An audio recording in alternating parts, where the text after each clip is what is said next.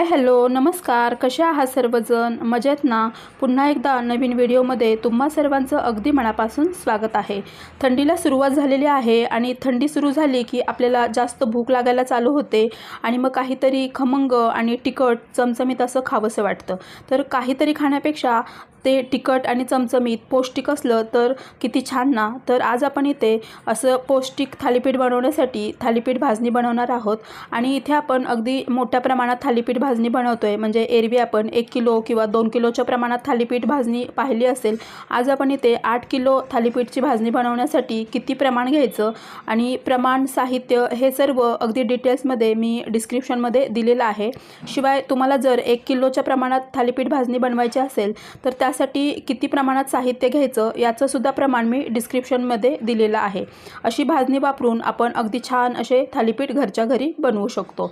तर स्किप न करता व्हिडिओ अगदी शेवटपर्यंत पहा आणि व्हिडिओ आवडला तर व्हिडिओला लाईक करा.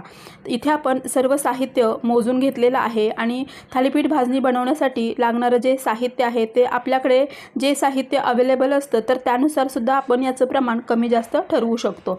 तर इथे मी जे काही साहित्य वापरलेलं आहे तर त्याचं अगदी डिटेल्समध्ये प्रमाणासह जे काही यादी आहे तर ती डिस्क्रिप्शनमध्ये सुद्धा दिलेली आहे. तर इथे मी अगदी मोजून सर्व साहित्य घेतलं आहे आणि आज आपण इथे थंडीसाठी स्पेशल म्हणजे हिवाळा स्पेशल अशी थालीपीठ भाजणी बनवतोय. तर इथे बाजरीचं प्रमाण मी एरवीपेक्षा थोडं जास्त घेतलेलं आहे आणि बाकी प्रमाण आपण आपल्या आवडीनुसार किंवा आपल्याकडच्या उपलब्धतेनुसार कमी जास्त करू शकतो.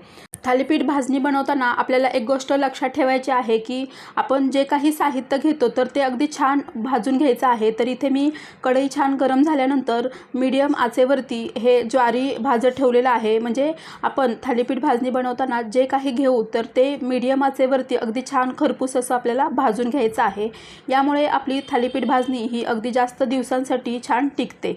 तर इथे ज्वारी माझं भाजून झालेलं आहे आणि इथे मी ऑलरेडी बेडशीट अंथरून ठेवली होती. कॉटनचा कोणताही कपडा तुम्ही घेऊ शकता आणि त्याच्याखाली मी पेपरसुद्धा अंतरला होता कारण इथे गरम भाजणी आपण त्या बेडशीटवरती नेऊन टाकणार आहोत. म्हणजे पसरून ठेवणार आहोत म्हणजे ती लवकर थंड होईल आणि त्याला पाणीसुद्धा सुटणार नाही. ज्वारी भाजल्यानंतर इथे मी गहू भाजायला घेतलेले आहेत आणि गहू थोडेसे फुलू लागल्यानंतर आपल्याला हे काढून घ्यायचे आहेत. फुलल्यानंतर या पद्धतीने त्याचा थोडासा कलर चेंज होतो आणि त्यानंतर गहू आपल्याला काढायचे आहेत. तर इथे एक एक जे काही धान्य आहे तर ते आपल्याला असं भाजूनच घ्यायचं आहे. मीडियम आचेवरती भाजायचं, जास्त गॅस हाय ठेवून भाजायचं नाही, नाहीतर मग ते करपू शकतं. आणि शिवाय ते भाजून आपण सर्व साहित्य घेतोय त्यामुळे ही भाजणी अगदी जास्त दिवसांसाठी छान टिकते आणि एकदम खमंग अशी बनून तयार होते. तर इथे याप्रमाणे बाजरीचा कलर चेंज झाल्यानंतर आणि बाजरी थोडीशी फुलल्यानंतर आपण ती काढून घेतलेली आहे. इथे मी जास्त प्रमाणात थालीपीठ भाजणी बनवते त्यामुळे एक एक साहित्य जे आहे, एक एक धान्य आहे ते मी वेगळं वेगळं भाजून घेते. तुम्ही जर 1 किंवा 2 किलोच्या प्रमाणात बनवणार असाल तर सर्व साहित्य मिक्स करून तुम्ही एकत्र भाजलं तरीसुद्धा चालणार आहे. तर इथे आपलं ज्वारी, गहू आणि बाजरी भाजून झालेले आहे आणि त्यानंतर इथे मी तांदूळ भाजते आहे. एक एक धान्य छान फुलू लागल्यानंतरच आपल्याला हे काढून घ्यायचं आहे आणि तांदूळ जेव्हा आपण भाजतो तेव्हा त्याचा कलर चेंज होतो. म्हणजे हे तांदूळ अजूनच सफेद होतात तर तेव्हा ओळखायचं की तांदूळ अगदी छान भाजले गेलेले आहेत. तांदळाचं प्रमाण अगदी प्रमाणातच ठेवायचं आहे.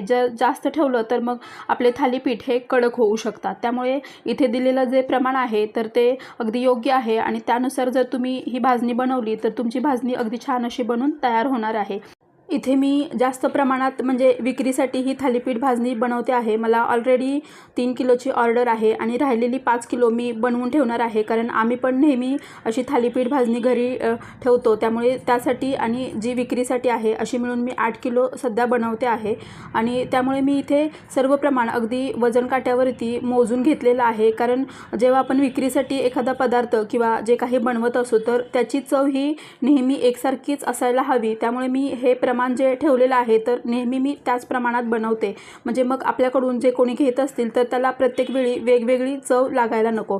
मात्र इथे नेहमीपेक्षा बाजरीचं प्रमाण हे मी थोडंसं वाढवलेलं आहे कारण आता सध्या आपण थंडीसाठी स्पेशल अशी थालीपीठ भाजणी बनवतोय. तर इथे आपण जे काही भाजतो तर ते अगदी छान फुलेपर्यंत भाजायचं आणि मीडियम आचेवरती भाजायचं आहे. शिवाय ही भाजणी बनवताना यामध्ये आपण उडीद डाळ आणि साबुदाणे वापरलेले आहेत. यामुळे आपल्या भाजणीला म्हणजे जेव्हा आपण भाजणीपासून थालीपीठ बनवतो तर त्याला छान चिकटपणा येतो. आपले थालीपीठ तुटत नाही, छान असे चिकट हे पीठ तयार होतं आणि त्यामुळे छान थालीपीठ बनून तयार होतात. तर इथे उडीद डाळ आहे तीसुद्धा मी भाजून घेतलेली आहे त्याचा कलर चेंज होईपर्यंत. आणि इथे मी ही भाजणी बनवताना चणा डाळ न वापरता जे चणे असतात, जे छोटे चणे म्हणजे काळे चणे असतात, तर ते चणे वापरते आहे. जर तुमच्याकडे चणा डाळ असेल तर तुम्ही ती वापरू शकता किंवा जर विकत आणायचं असेल तर चणा डाळ वापरण्यापेक्षा चणे जर तुम्ही वापरले तर ते अत्यंत पौष्टिक असे बनतात. त्यानंतर हिरवे मूग, पिवळे मूग आणि मटकीसुद्धा मी भाजायला टाकली होती आणि तीसुद्धा भाजून घेतलेली आहे. आणि त्यानंतर इथे मी जे काळे वाटाणे असतात तर ते काळे वाटाणे आणि त्यामध्ये हे जे चवळी आहे, मोठी चवळी आहे, तर तीसुद्धा टाकलेली आहे. आपल्याकडे जे काही कडधान्य असतील किंवा जे काही डाळी असतील तर ते आपण वापरू शकतो. असं काही नाही की हे आणि तेच वापरायचं आहे. तर तुमच्याकडे सफेद वाटाणे असतील किंवा जे काही कडधान्य असेल तर ते आपण यामध्ये वापरू शकतो. त्यानंतर आपण इथे साबुदाणे भाजून घेतोय. तर साबुदाण्यामुळे आपल्या थालीपीठाला छान असा चिकटपणा येतो. त्यामुळे साबुदाणेसुद्धा थालीपीठामध्ये आपल्याला जरूर वापरायचे आहेत. आपण जेव्हा जास्त प्रमाणात ही भाजणी बनवतो तर तेव्हा आपला एक फायदा होतो की आपल्याला एक एक पदार्थ वेगळा वेगळा भाजता येतो. म्हणजे प्रत्येक पदार्थ भाजायला थोडा कमी अधिक वेळ लागत असतो. जर तुम्ही कमी प्रमाणात सुद्धा थालीपीठ भाजणी बनवत असाल आणि तुम्हाला जर शक्य झालं तर तुम्ही प्रत्येक पदार्थ वेगवेगळा भाजला तर तुम्हाला खूप इझी पडणार आहे. कारण काही पदार्थ हे पटकन भाजले जातात आणि काहींना भाजायला थोडा उशीर लागतो. त्यामुळे तुम्हाला जर शक्य झालं तर कमी प्रमाणात जर तुम्ही भाजणी बनवत असाल तर तेव्हासुद्धा तुम्ही प्रत्येक पदार्थ हा वेगवेगळा भाजून त्यानंतर एकत्र करू शकता. त्यानंतर इथे मी पोहे भाजून घेतलेले आहेत आणि त्यानंतर ज्या डाळी आपण घेतल्या होत्या तर त्या डाळीसुद्धा आपण एकत्र भाजू शकतो. कारण या डाळी भाजायला आपल्याला सेम वेळ लागणार आहे. म्हणजे प्रत्येक डाळीला काही वेगळा वेगळा नाही, डाळी असल्यामुळे हे एकाच वेळी सर्व डाळी भाजल्या जाणार आहेत.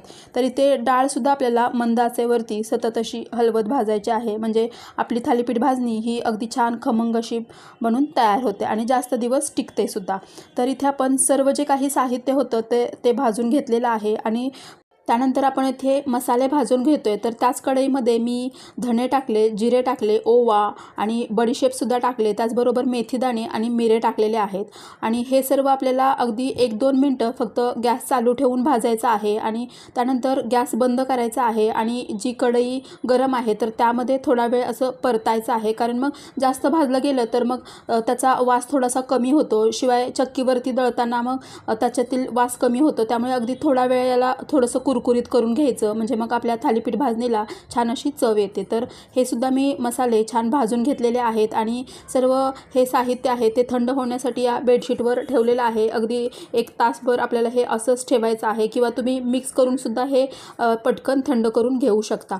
तर मला 2-3 दिवसापूर्वी मी एक व्हिडिओ टाकला होता तर त्यामध्ये मी थालीपीठ भाजणी बनवली आहे. तर हे दाखवलं होतं. तर तेव्हा मला रिक्वेस्ट आल्या होत्या, म्हणजे कमेंट आल्या होत्या की तुम्ही मला अगदी डिटेल्समध्ये थालीपीठ भाजणीचा म्हणजे व्हिडिओ शेअर करा. तर त्यामुळे अगदी डिटेल्समध्ये हा व्हिडिओ मी तुमच्यासोबत शेअर केलेला आहे.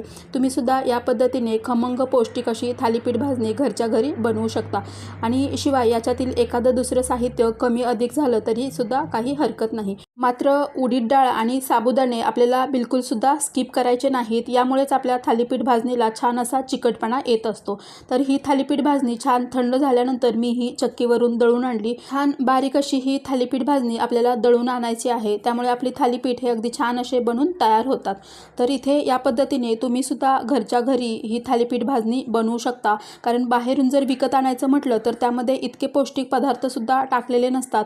शिवाय ती खूप महागसुद्धा असते. त्यामुळे तुम्हीसुद्धा या थंडीमध्ये अशी थालीपीठ भाजणी नक्की बनवून पहा. ही थालीपीठ भाजणी वापरून यापासून थालीपीठ कसे बनवायचे याचासुद्धा व्हिडिओ मी तुमच्यासोबत लवकरच शेअर करणार आहे. त्यामुळे हा व्हिडिओ जर तुम्हाला आवडला असेल तर व्हिडिओला लाईक करा आणि यापुढचे व्हिडिओ पाहण्यासाठी आपल्या चॅनलला सबस्क्राईब करून बेल आयकॉनसुद्धा नक्की प्रेस करा. हा व्हिडिओ तुम्हाला जरा जरी उपयुक्त वाटला असेल तर लाईक करून तुमच्या फ्रेंड आणि फॅमिलीमध्ये हा व्हिडिओ शेअर करा. व्हिडिओ शेवटपर्यंत पाहिल्याबद्दल तुम्हा सर्वांचे धन्यवाद. भेटूया पुढच्या व्हिडिओमध्ये. तोपर्यंत मस्त खा आणि स्वस्त रहा. थँक्यू.